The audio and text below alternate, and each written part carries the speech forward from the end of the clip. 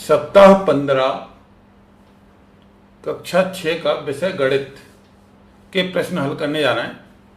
Olympiad प्रश्न bank में कक्षा 6 में गणित से संबंधित प्रश्न क्रमांक 98 और प्रश्न क्रमांक 126 जो कि कक्षा 6 के ओलंपियाड प्रश्न बैंक से हैं, इनको हम समझने जा रहे हैं।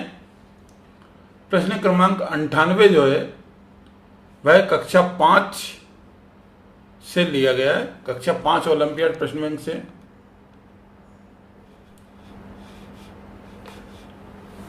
तो आज हम सप्ताह 15 कक्षा 6 विषय गणित के प्रश्न हल करने जा रहे हैं, जो कि कक्षा 5 से प्रश्न क्रमांक 98 और प्रश्न क्रमांक 126 वह भी कक्षा 5 की ओलंपियाड प्रश्न बैंक से लिया गया है, जो हमें कक्षा 6 के अंतर्गत सप्ताह 15 में कराना है।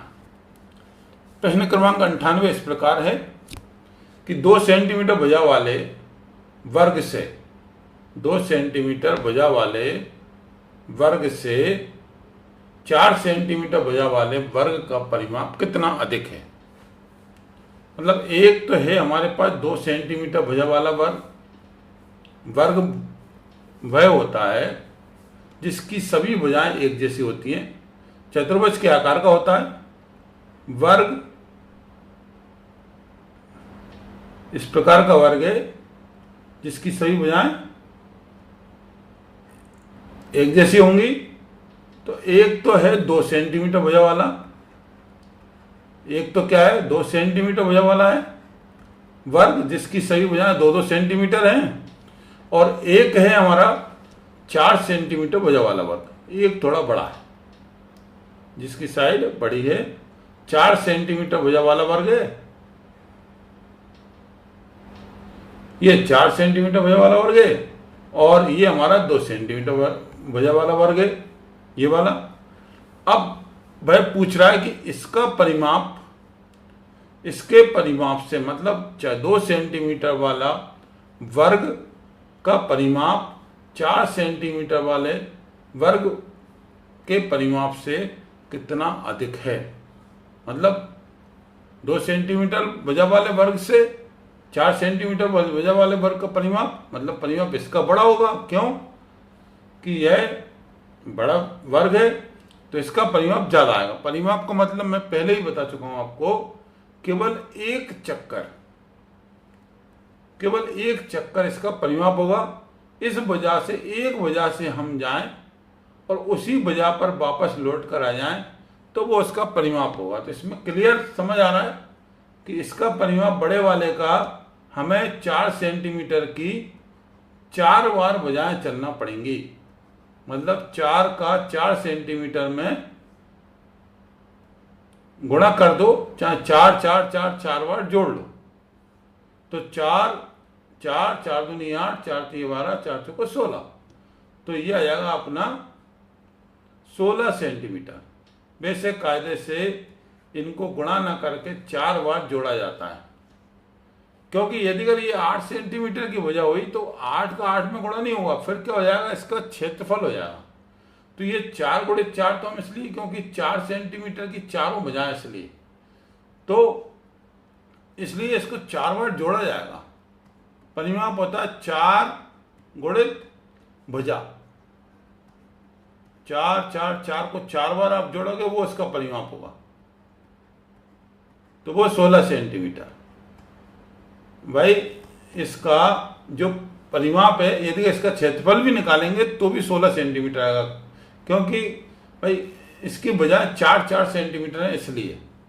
लेकिन यदि यही चीज हम यहाँ लें कि 2 सेंटीमीटर भुजा वाला वर्ग इसका परिमाप लें, तो यहां पर 2 4 बार जोड़ेंगे तो यहां पर आएगा 2 4 2 6 2 8, यहाँ 8 सेंटीमीटर आएगा।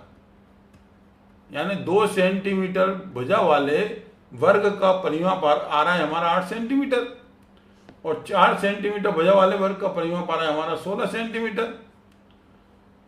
तो कितना ज्यादा है,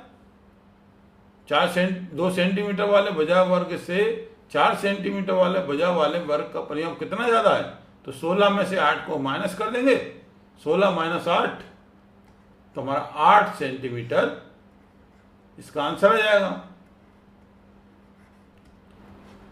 तो 8 सेंटीमीटर हमारा इसका आंसर सही होगा कि 8 सेंटीमीटर इसका परिमाप अधिक होगा। देखिए 4 सेंटीमीटर भुजा वाले वर्ग, अब ये इसका हमने गुणा कर दिया तो 16 वर्ग सेंटीमीटर हमारा क्षेत्रफल भी आएगा, लेकिन यहाँ पर नहीं होगा, 2 गुणित 2 4 वर्ग सेंटीमीटर होगा, यहाँ 8 नहीं आएगा, क्योंकि वो 4 सेंटीमीटर भुजा वाला वर्ग बना हुआ है। यहाँ यहीं 8 हो जाता तो 8 दूनी 16, 8 3 24, 8 चौको 32, 32 परिमाप आता हमारा, जबकि इसका क्षेत्रफल क्या आता 8 गुणित 8 64।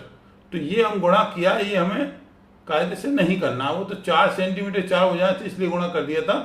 कायदे से क्या होगा, हमें इसको 4 बार जोड़ना है। हमारा परिमाप का सूत्र क्या होता है, सही भुजाओं का योग, और भुजाएं कितनी है इसमें, परिमाप का सूत्र होता है सही भुजाओं का योग, और भुजाएं हैं 4, तो 4 धन 4 गुणित 4 यानी 4 गुणित भुजा, इसलिए यहाँ पर हमने गुणा कर दिया था, क्योंकि यहाँ 4 गुणित भुजा है, 4 गुणित 4 यानी 16, इसलिए हमने यहाँ गुणा किया था। कायदे से क्या होता है 4 4 4 4 बार जोड़ना पड़ेगा, तो ये उसका परिमाप होगा। ठीक है, तो ये हमारा आंसर आ गया 8 सेंटीमीटर ज़्यादा होगा। अब हम अगला प्रश्न पे जाते हैं। अगला प्रश्न है कि प्रश्न क्रमांक 126 है, कक्षा 5 का ही है। माचिस की एक डिब्बी है, उसमें 50 तीलियाँ हैं। बच्चे को एक माचिस हम देंगे और उसमें देखेंगे कि 50 तीलियाँ हैं, उसमें 50 तीलियाँ रख देंगे। तो ऐसी एक डिब्बी में 50 तीलियाँ हैं। अब मोनू क्या करता है, 12 माचिस की डिब्बियाँ खरीदता है। तो बताना है मोनू पर कुल कितनी माचिस की तीलियाँ होंगी। अब यदि मोनू को 12 माचिस की डिब्बियाँ खरीद कर और तीलियाँ गिनने के लिए कहा जाए तो वो बहुत देर लगेगी उसको, 12 माचिस की तीलियों को गिनेगा। और यदि अगर हम मैथमेटिक्स तरीके से 50 तीलियाँ एक डिब्बी में हैं और 50 एक और कर दो तो कितनी हो गई 100। मतलब उसको बता सकते हैं, बच्चे आसानी से समझ सकता है कि 50-50 की 2 माचिस हो गई तो हमारी 100 तीलियाँ हो गई। 50-50 की 2 माचिस हो गई जिनमें 50-50 तीलियाँ रखी हुई हैं, तो हमारी 100 तीलियाँ हो गई 2 में। जब 2 में 100 हैं यानी हमें गुणा करना पड़ रहा है, 50 में 2 का गुणा करेंगे क्योंकि 2 माचिस की तीलियाँ आ जाएंगी, तो हमें यहाँ गुणा करना पड़ रहा है। तो यहाँ भी हम 12 का गुणा कर देंगे 50 में, कि भाई 50 का गुणा हम 12 में कर देंगे तो 12 माचिस की कुल तीलियाँ आ जाएंगी, कितनी होंगी। तो 12 में 5 का गुणा किया, देखो 0 तो ऐसे कैसे रख देंगे, और 12 में 5 का गुणा कर तो 12 पंजे 60, ये 600 तीलियाँ आ जाएंगी, जो हमारा सही आंसर होगा। तो हम आसानी से बता सकते हैं, ये मैंने गलती से ऑप्शन बी दोबारा लिख दिया था, इसको मैं मिटाकर दोबारा सही कर देता हूँ। ये मिटाकर और ये मैंने डी कर दिया, गलती से 2 बार बी लिखा हो गया था। चलिए, गलती सबसे हो जाती है, हाँ सॉरी। अब 600 तीलियाँ हमारा आंसर आ गया, तो ये हमारा डी ऑप्शन सही होगा, जो कि अभिष्ट आंसर होगा। हम बच्चे को आसानी से बता सकते हैं कि भाई इसमें 600 तीलियाँ इस प्रकार आई, क्यों कि यदि 2 माचिस के लिए हम 50 में 2 का गुणा कर रहे हैं तो 100 तीलियाँ हो रही हैं। तो इसी प्रकार 3 माचिस का निकाल सकते हैं, 4 का निकाल सकते हैं, 5 का निकाल सकते हैं। जितनी भी माचिस की डिब्बी होंगी उतनी तीलियाँ हम निकाल सकते हैं। क्योंकि प्रश्न में हमारी 12 माचिस है, इसलिए हम 12 का गुणा करके कुल तीलियों की संख्या हमारी 600 आसानी से निकल सकती है। धन्यवाद।